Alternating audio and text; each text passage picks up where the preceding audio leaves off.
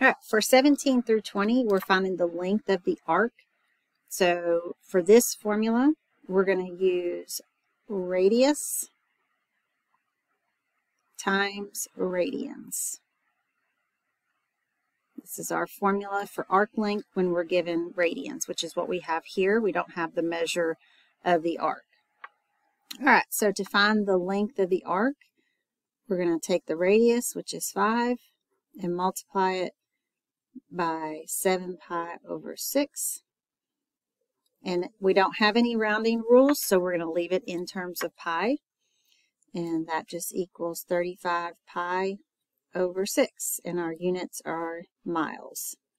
If that would reduce that fraction, 35 over 6, we would go ahead and simplify it. All right, for 18, same thing. We're going to take the radius, which is 12, and we're going to multiply it by 5 pi over 6. This time, I know that this is going to simplify. 12 times 5 is 60, so that's 60 pi over 6, which simplifies to 10 pi, and our units are yards.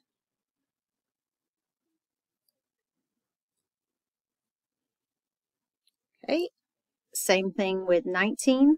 This one, it's hard to see, but this is 15. The radius is 15 times radians, which is 1 pi over 6.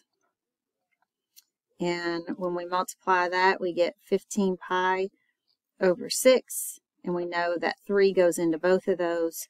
3 goes into 15 5 times, and into 6 2 times. So this is 5 pi over 2. This would be meters. Did you know that even while sleeping, your brain is incredibly active and it can produce enough electricity to power a small light bulb?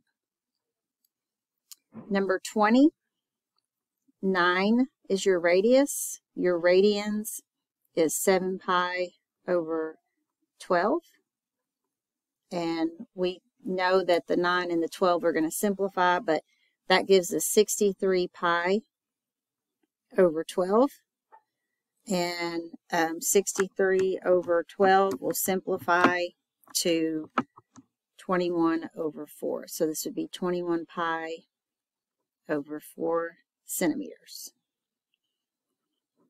Make sure your units in all of these are linear, so they're not squared, because you're finding arc length.